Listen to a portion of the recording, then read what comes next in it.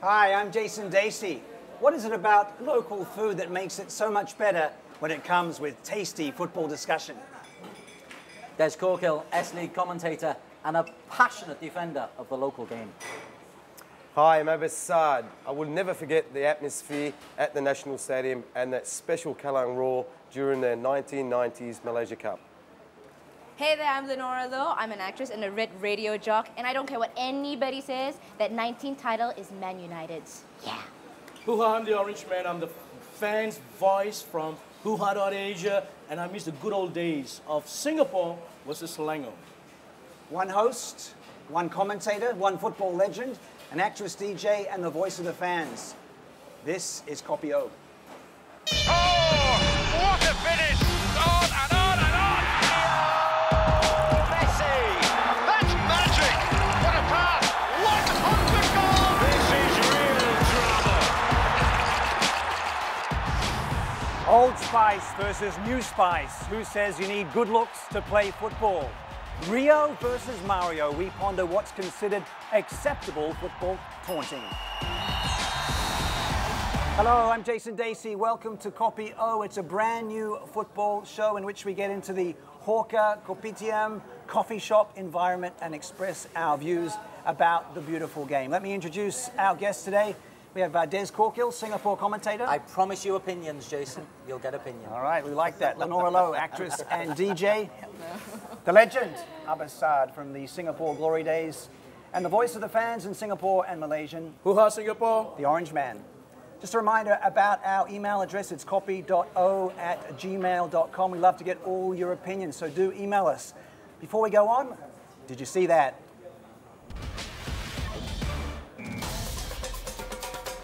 It can be pretty lonely being a goalkeeper. Just ask Osasuna goalie Ricardo. He ventures out of his box in search of excitement, but not a good idea. A costly goal. Osasuna lose 2-1 to Athletic Bilbao. Why didn't you do that against England in the World Cup, huh? All right, let's move on to Mirko Vucinic. He's on most big clubs' wish list because he's quick, agile and sharp, but not on this occasion. The Roma striker missing from 5 yards out. Abbas Saad. Yeah. That's Abbas. It's my favourite player. Roma would go on to lose 3-2 to Palermo. Like the From way you 5 mentioned yards to 45 yards. How about this lob from Chievo's Michele Macolini? Long distance goals are becoming pretty common stuff these days. Brilliant. Beckham style. Who's the Chelsea player against? So there were lots of talking points in European football over the last few days. How about the finish to that game at the Emirates Stadium? The late show.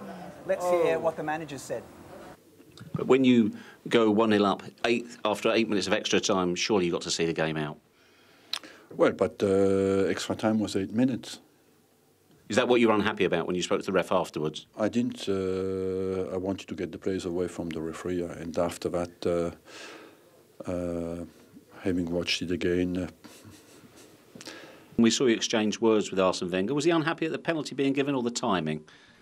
I don't know, you better ask him. Well, he spoke to you. What did he say? I'd rather not repeat that. Do you think it was a penalty?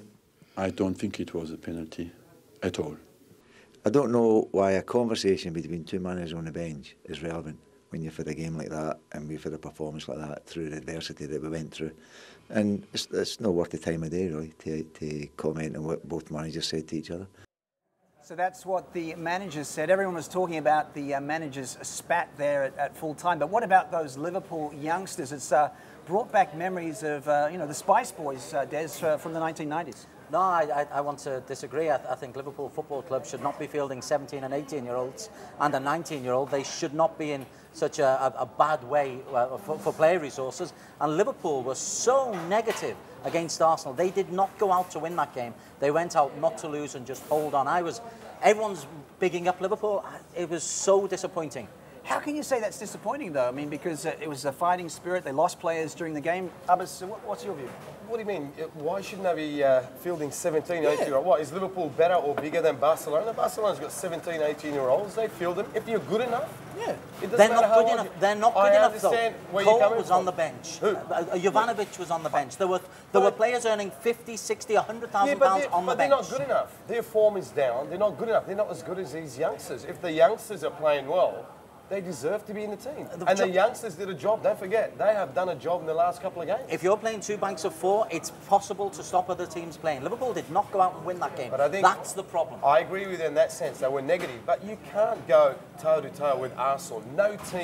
No team in the world, even Barcelona wouldn't go toe-to-toe with Arsenal at the Emirates. So Barcelona did go toe-to-toe with them. They still didn't come up with the result. Let's get the fans. I think you should just leave them by themselves. I was watching the game with about 150 Liverpool fans, man. I don't know what you're going on about, Dez. They loved it when the kids went onto the pitch. They just loved it because there's a new sense of confidence. You put these kids in a against a title-chasing team, and they performed. Don't forget, they actually got a draw at Emirates. 2 years ago, if you ask Liverpool fans, they'll be saying, if we can actually walk away with the draw, we'll be lucky. That night, they were looking for a win. Believe this. Well, the youngsters got the job done. I want to ask you, Linora, in the 90s, we talked about the Spice Boys, the good-looking McManaman and Owen. What about these guys? How do they match up in the looks department? I don't know, but when you said Old Spice, I was thinking more of the cologne Old Spice, actually. I don't know. I don't really care so much about the youngsters for, what was it, Arsenal? Liverpool? Liverpool, yeah. Yeah, I don't really care so much. Sorry, I stick with my Man U boys all the way. Yeah, we'll talk about Man U in a minute, but let's touch on the spat at the end between two of the great statesmen of football. Here we have Dalglish and Wenger, swearing at each other at the end. I mean, that's just appalling behaviour, isn't it? Jace, I wish you wouldn't bring it up, frankly. It's not part of the game, it's not part of the match. I'm happy to talk and debate about the Liverpool youngsters and whether or not they're worthy, but you shouldn't go bringing up a spat between 2 60-year-old men who have got nothing to do with the game of football other than the coaching. But it is part of the game. Hang on. That is relevant. It just shows you how much pressure and the amount of pressure that these managers are under. Yeah. The pressure that Arsene Wenger's under. The passion that they show. These are all part of the game. The manager's got to show passion. But it's and not. He's got to show some sort of pressure. But it's not the passion, but they shouldn't be unprofessional in swearing. Oh, this is football. This is competitive. football. Come on. When you play football, this is football. You are letting this is not the court of justice, by the way. You don't go there. Me, Lord, can I kick the ball? Me, Lord. No, you don't do that. You go there, kick the ball or kick the leg. I mean, this is football. Come on. The amount of money that goes and the amount of pressure these guys are under, okay? They're under pressure just as much as the footballers on the pitch. I don't know, let it be. I love to see that. That is I love to see it, but we've spent as long now talking about a spat at the very end as we have about the actual game itself. Well, let's try and make it relevant, because one of the problems that Wenger had with that game and with the performance of Andre Mariner was so much injury time. Up to 12 minutes. Shouldn't there not be a ceiling on time added on? Yes, I didn't watch the game. Because of the Jamie Carragher injury, right?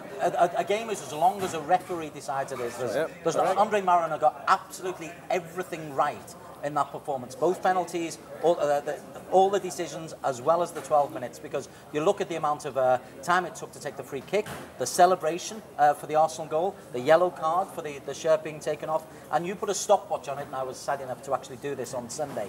You put a stopwatch on it, on Monday, you put a stopwatch on it, and 12 minutes was absolutely right. But how far do you go if there are like a whole list of injuries? Do we play 30 minutes time added on if necessary? If that's what it is. It's what it takes. It's up to the referee, like Des said. It's up to him to see fit is how long. I mean, there could be some play acting. Yes, the celebration took at least 45 seconds from Van Persie. The free kick took at least a minute and a half. Correct. Because they wouldn't go back.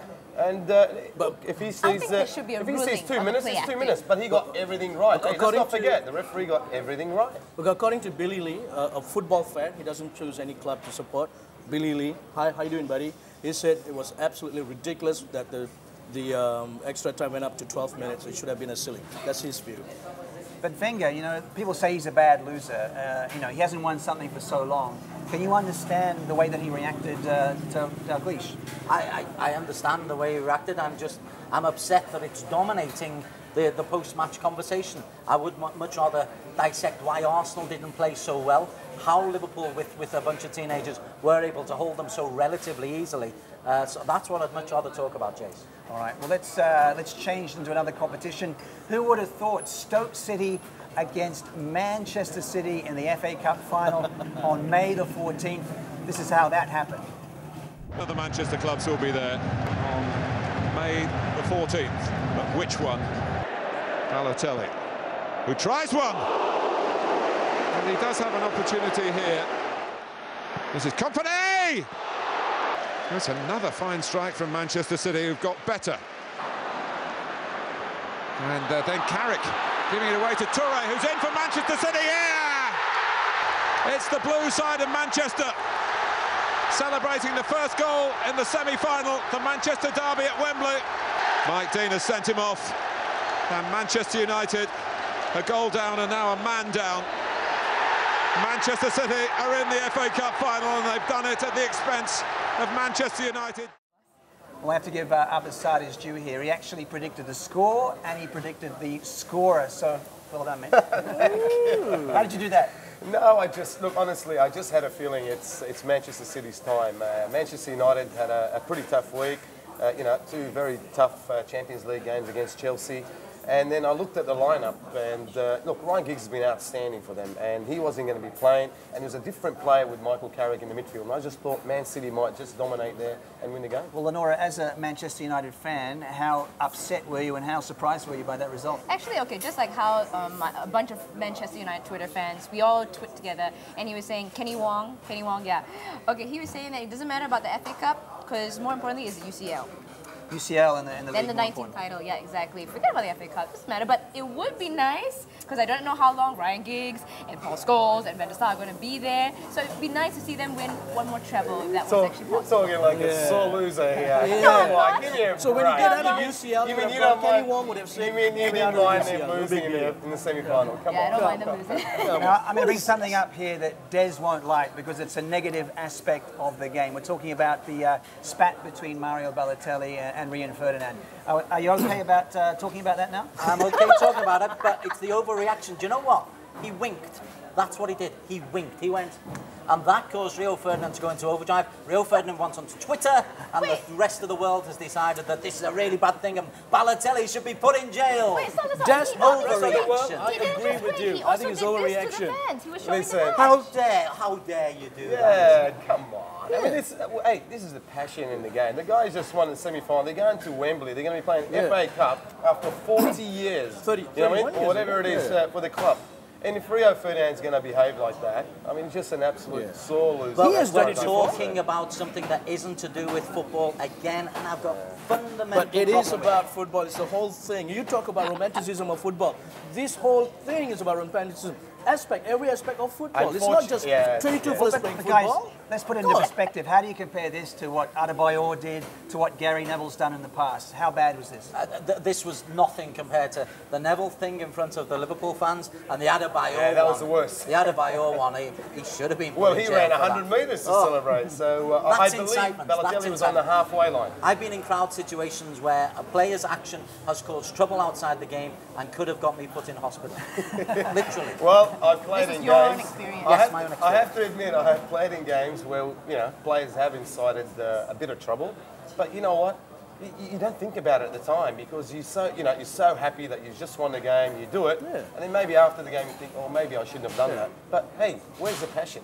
Yeah. One person who is very happy is Roberto Mancini because it probably saved his job as Manchester City manager. But the question I have for you guys is, if they win the FA Cup, Manchester City, but they don't make the Champions League next season, should it be a success or failure for Mancini?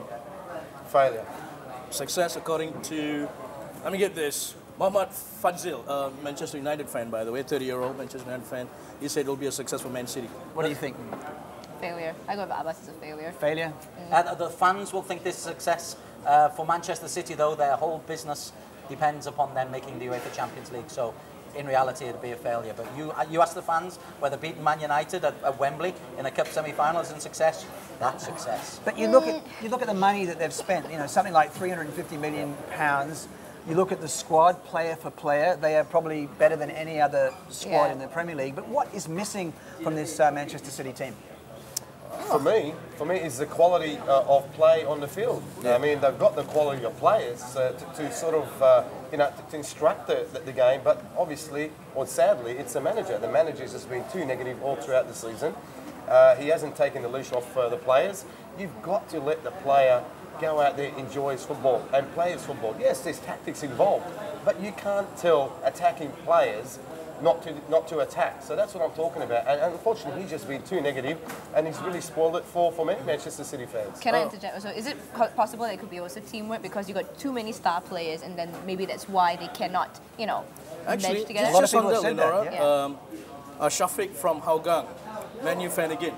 Hello, Man U fans. Any other club fans there? By the way, okay, anyway, he's got 5 points